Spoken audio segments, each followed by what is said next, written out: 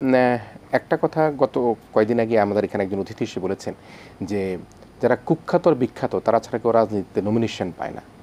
হয়তো বিখ্যাত হতে হবে অথবা কুখ্যাত হতে হবে। বিখ্যাত হলে জনপ্রিয়তা আছে সে কারণে ভোটের দরকার, আর কুখ্যাত হলে ভোট ডাকাতি করা দরকার। ২ ধরনের লোকের কিন্তু এই রাজনীতির মাঠে খুব গুরুত্বপূর্ণ। তো আমি আনোয়ার আজিম তিনি মারা গেছেন তাকে নিয়ে আমার কোনো বক্তব্য নেই এবং আমি নিজে কোনো রকম কোনো মন্তব্য করতে চাই না। কিন্তু প্রশ্ন হচ্ছে যে বিষয়টি গণমাধ্যমে আসছে, যে বলা হচ্ছে যে নানা রকমভাবে স্বর্ণ চোরাচালান এটা সেটা তার ভাগাভাগি নিয়েই কিন্তু এই দ্বন্দ্বটা হয়েছে এবং সেই খুনের মূল কারণটাও কিন্তু ওই জায়গাটাতেই কিন্তু এখনো পর্যন্ত আমরা বুঝতে পারছি। আপনার বিশ্লেষণ কি? ধন্যবাদ আপনাকে। বুলবুলাই মোটামুটি ডিটেল বলেছে। তবে বিষয়টা হচ্ছে আপনি যেটা বললেন রাজনীতিতে হয় জনপ্রিয় না হলে কুখ্যাত লোক থাকে। দেখেন সব শ্রেণীর লোকই থাকে। তবে কোনো রাজনীতিবিদ চোরাচালানি, খুনি ইত্যাদি ইত্যাদি এইসব মানে অ্যাডজেক্টিভ যোগ হোক, এটা কিন্তু আমরা চাই না। তাহলে দেশটা চালাবে কে? তার আনোয়ার আজিম সম্পর্কে অনেক কথা শুনি। তিনি আগে ফুটবল প্লেয়ার ছিলেন, তারপরে আপনার আন্ডারগ্রাউন্ড পার্টির সাথে যুক্ত ছিল, তারপরে আপনার জাতীয় পার্টি, তারপরে বিএনপি, পরে আওয়ামী লীগ। এবং বিএনপির সময় ২১টা কেস তার ভিতরে ছিল, ইন্টারপোলে তার এগেনস্টে ওয়ারেন্টও ইস্যু হয়েছিল। আওয়ামী লীগে আসলো, এমপি হলো, পরপর ৩বার এমপি হয়েছে। তো যেমন আওয়ামী লীগের সাধারণ সম্পাদক বলেছেন, যেহেতু আলোচনা এসছে, বলছে যে তার জনপ্রিয়তা দেখে তাকে নমিনেশন দেওয়া হয়েছে। তো যে ৩টে নির্বাচন হয়েছে, এই ৩টে নির্বাচনে কিন্তু আসলে যারা নমিনেশন পাইছে তারা তো জিতেই গেছে। এটা তো অপোজিশন ইলেকশনে ছিল না। সেখানে তো একদম নিবেদিত এবং চরিত্রবান ত্যাগী নেতাদেরকেই নমিনেশন দিতে পারত।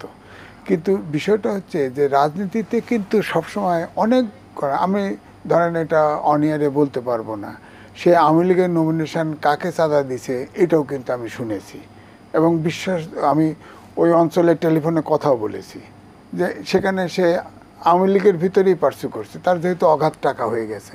এবং সে মূলত আমি যেটা ফিল্ড লেভেলে অর্থাৎ তার এলাকাতে যেটা শুনেছি, যে সে যখন জাতীয় পার্টি আসে তখন কিন্তু ওই অঞ্চলের লোক চোরাচালানি করে, স্বর্ণ টর্ণ হাবি যাবি, তো এর সাথে যুক্ত হয়। কিন্তু এমপি হওয়ার পরে পুরো নিয়ন্ত্রণটা তার হাতে চলে যায়। তখন তারই যে আগে যারা চোরাচালানি ছিল, র্যাকেটিয়ার, সিন্ডিকেট, তারাই এই খুনের সাথে ইনভলভ আছে। এবং পুলিশ, আমরা তো পুলিশের স্টেটমেন্টটি শুনতে পাচ্ছি। আমরা তো যতক্ষণ পর্যন্ত এটা আদালতে না যাবে ততক্ষণ পর্যন্ত প্রকৃত চিত্রটা ফাইনালি তো আমরা বুঝবো না। তো এখন যেটা হচ্ছে যে বুলবুল ভাই লাস্ট কথা বলল, যে এখন তো ধরেন পার্লামেন্টের সিট খালি করতে পারতেছে না, কারণ তাকে তো ডিএনএ টেস্ট করলে পুলিশ যদি বলে বা ডিএনএ টেস্টে হয় যে এটা আনোয়ার আজিমের হাড় বা মাংস, তারপরেও যদি কেউ প্রতিবাদ করে যে না এটা নয়, তাহলে কিন্তু এটা ঠিকই কোর্টে যাবে। আলটিমেটলি কিন্তু যাইতে যাইতে কোথায় যায়, সুপ্রিম কোর্ট পর্যন্ত যায় কি না, কবে খালি হয় এটা বলা মুশকিল। এটাও কিন্তু এক পরিবার থেকেও অ্যাকসেপ্ট করার ব্যাপার আছে, তাই না?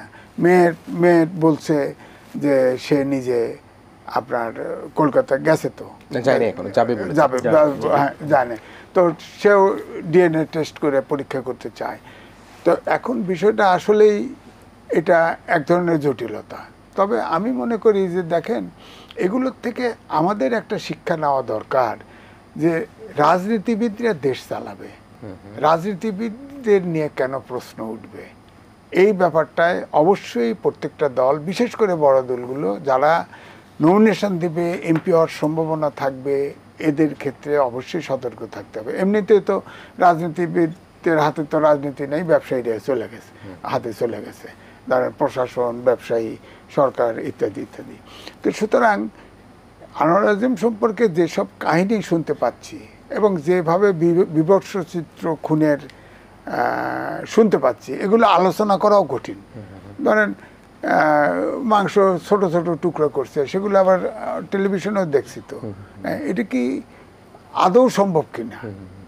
এর একটা লোক মেরেই ফেলছে, তাকে এত টুকরো করার কি প্রয়োজন?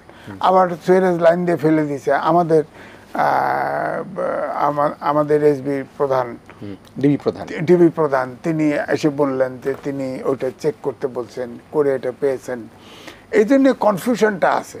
যতক্ষণ ডিএনএ টেস্ট অ্যাটলিস্ট না হবে ততক্ষণ কিন্তু কনক্লুশনে আসা যাবে না। তারপরেও ডিএনএ টেস্ট করেও যদি কেউ আপত্তি দেয় পরিবার থেকে যে না এটা সঠিক না, তাহলে কিন্তু আলটিমেটলি এটা কোর্টও গড়াতে পারে। তার মানে এটা কুল কিনারার একেবারেই কখন কি হয় সেটা কিন্তু না, এখন তো আমরা সব পুরোটাই পুলিশ ভার্সনের উপরে আছি। এই যে যেমন ওই যে ওনার সব সময়ই আমি যেটা শুনেছি যে এমপি হওয়ার পরে তার ভারতে যাওয়া একটু কম হয়েছে। আচ্ছা, কিন্তু সে অর্ধেক সময় বাংলাদেশে থাকতো, অর্ধেক সময় ভারতেই থাকতো, এবং থাকতো ওই গোপালের বাসায়। সে গোপাল এখন আনছিন।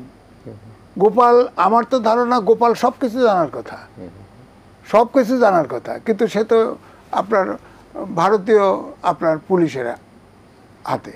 আর আমাদের হোম মিনিস্টার প্রথমে বলে দিয়েছিল না যে সে খুন হয়েছে আমাদের দেশের লোকের হাতে খুন হয়েছে। তো গোপাল স্কট ফ্রি হয়ে গেছে। তো গোপাল তো এখন গোপালের ভাষণটা তো আমরা জানতে পারছি না। আমরা তো আমাদের স্টেটমেন্টটা আপনার জানতে পাচ্ছি যে 3 জনকে গ্রেপ্তার করা হয়েছে, তাদের স্টেটমেন্ট।